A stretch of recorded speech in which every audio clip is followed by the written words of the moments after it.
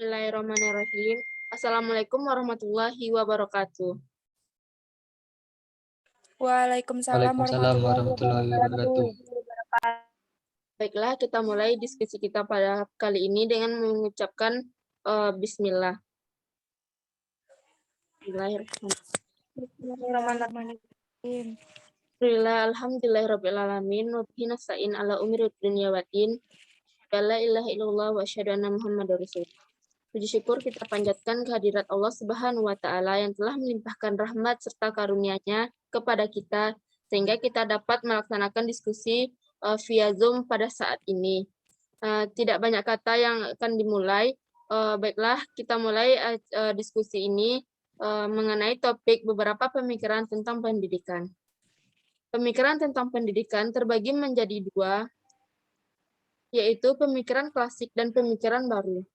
Pemikiran klasik terbagi menjadi 4, yaitu yang pertama yaitu empirisme. Empirisme berasal dari kata bahasa Latin, yaitu empiri, yang artinya pengalaman. Empirisme menganut paham yang berpendapat bahwa segala pengetahuan, keterampilan, dan sikap manusia dalam perkembangannya ditentukan oleh pengalaman atau empiris. Melalui indra baik secara langsung berinteraksi dengan dunia maupun secara tidak langsung, yaitu proses pengolahan dalam diri dan apa adanya yang didapat secara langsung. Pendidikan memegang peranan yang sangat penting sebab pendidikan dapat menyediakan lingkungan pendidikan kepada anak dan akan diterima oleh anak sebagai pengalaman-pengalaman. Menurut konsep empirisme pendidikan, yang dibuat oleh Maha Kuasa dalam bentuk peserta didik menjadi apa yang mereka inginkan. Contohnya yaitu anak kembar dipisahkan oleh orang tuanya sejak kecil, yang lingkungan keluarganya berbeda. Maka pemikirannya akan berbeda pula, dan ini dinamakan dengan pemikiran optimis dalam pendidikan. Yang kedua yaitu nativisme.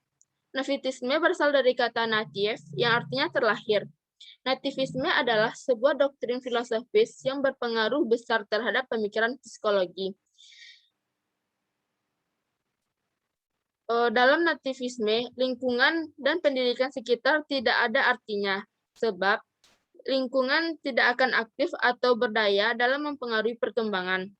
Seseorang akan berkembang berdasarkan apa yang dibawanya dari lahir.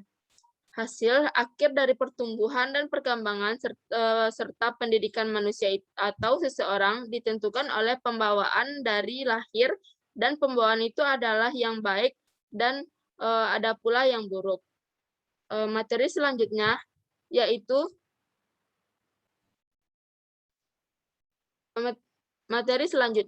naturalisme yang akan disampaikan oleh Saudara Aida Fitri. Kepada saudara dipersilakan. Baiklah, materi selanjutnya yaitu mengenai naturalisme. Naturalisme merupakan sebuah teori yang menerima atau nature atau alam sebagai keseluruhan realitas. Naturalisme dipelopori oleh Jean-Jacques Rousseau. Ia berpendapat bahwa hakikatnya semua anak manusia ialah lebih baik pada waktu dilahirkannya, yaitu dari sejak tangan Sang Pencipta, tetapi akhirnya rusak sewaktu di tangan manusia. Oleh karena itu, konsep pendidikan alam itu berarti anak hendaklah dibiarkan tumbuh dan berkembang sendiri menurut alamnya. Manusia banyak mencampurinya.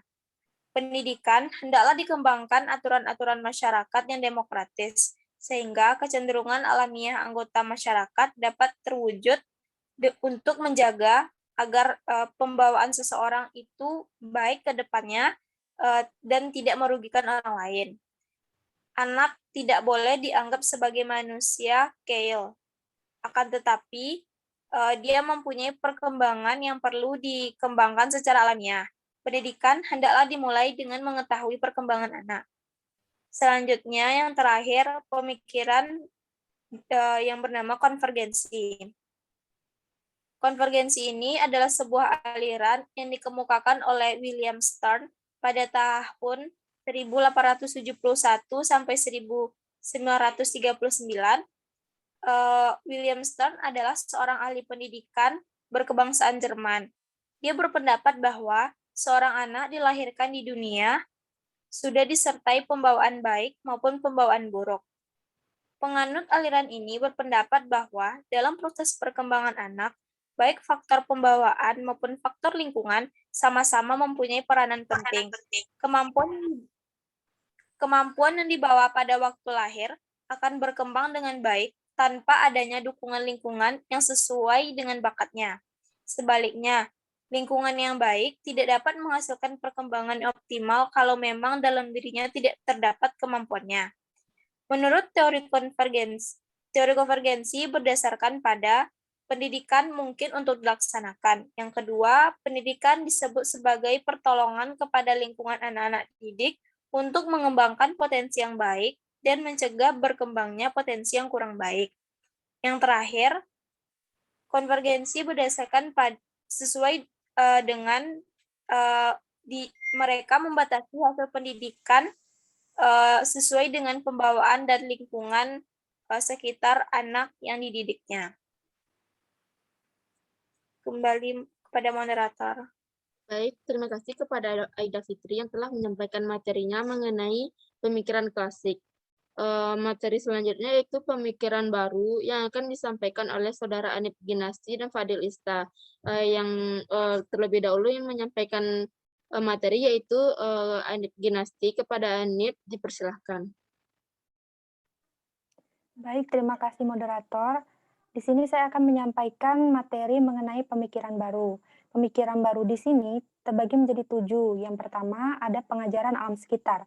Konsep pengajaran alam sekitar ini dipetik dari Immanuel Kant, yaitu pengertian tanpa pengamatan adalah kosong dan pengamatan tanpa pengertian adalah kuta.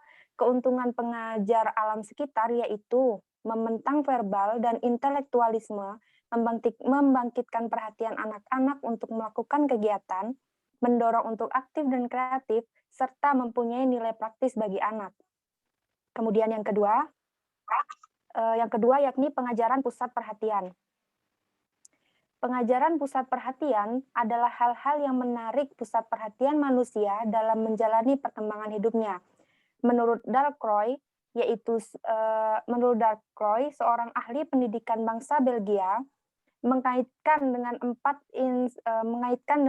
empat insting pokok yang ada pada diri anak, yaitu yang pertama, insting untuk makan, untuk memiliki dan mempertahankan, untuk melindungi diri dari ancaman, dan untuk aktif. Kemudian yang ketiga, yakni ada sekolah kerja. Aliran sekolah kerja ini memandang penting antara seorang individu dengan masyarakat dalam menunjang proses pendidikan. Pendidikan harus seimbang untuk kepentingan individu dan kepentingan masyarakat, dan dibina agar dirinya dapat berkembang secara penuh. Gerakan sekolah kerja dipandang sebagai titik kulminasi dari pandangan-pandangan yang mementingkan pendidikan keterampilan dalam pendidikan. Menurut J.A. Cornelius, di sini beliau menekankan agar pendidikan mengembangkan pikiran, gagasan, ingatan, bahasa, dan tantangan. Kemudian pemikiran baru yang keempat, yakni ada pengajaran proyek. Pengajaran proyek bisa pula digunakan sebagai salah satu metode mengajar di Indonesia, antara lain dengan nama pengejaran proyek, pengejaran unit, dan sebagainya. Yang perlu ditekankan bahwa pengejaran proyek akan menumbuhkan kemampuan untuk memandang dan memecahkan persoalan secara komprehensif. Pendekatan multidisiplin ini makin lama makin penting, utamanya bagi masyarakat maju. Menurut W.H. Kilpatrick, menyatakan bahwa pengajaran itu harus aktif ilmiah dan memasyarakat. Langkah-langkah pokok dalam pengajaran proyek ini yaitu ada persiapan, kegiatan belajar, dan penilaian. Kembalikan ke moderator. Baik, terima kasih kepada Anip Ginasti atas penyampaian materinya. Materi selanjutnya akan disampaikan oleh Saudara Muhammad Fadil Ista. Kepada saudara dipersilakan.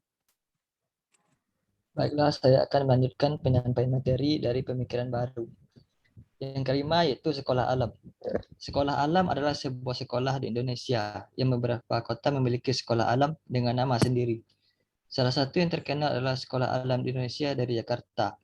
Hampir seluruh sekolah alam yang ada memiliki konsep utama, yaitu upaya memaksimalkan potensi anak untuk tumbuh menjadi manusia yang berkarakter, berakhlak mulia, berwawasan ilmu, pengetahuan, dan sikap menjadi pemimpin.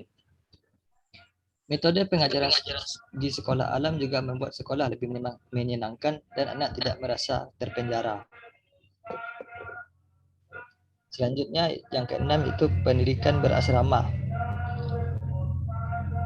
Sekolah berasrama adalah alternatif terbaik bagi orang tua untuk menyekolahkan anak mereka dalam kondisi apapun. Selama 24 jam, anak hidup dalam pemantauan dan kontrol yang total dari pengelolaan guru dan pengasuh di sekolah-sekolah berasrama. Anak betul-betul dipersiapkan untuk masuk ke dalam dunia nyata dengan modal yang cukup. Tidak hanya kompetensi akademis, tapi skill-skill lainnya dipersiapkan sehingga mereka mempunyai senjata yang ampuh untuk memasuki dan menaklukkan dunia. Boarding school adalah sistem sekolah berasrama di mana peserta didik dan para guru tinggal di asrama yang berada di lingkungan sekolah dalam waktu tertentu. Yang ketujuh adalah pendidikan inklusi. Istilah pendidikan inklusi atau inklusif mulai mengemuka sejak tahun 1990 ketika Konferensi Dunia tentang Pendidikan dan semua yang diteruskan dengan pernyataan Salamanca tentang pendidikan inklusif pada tahun 1994.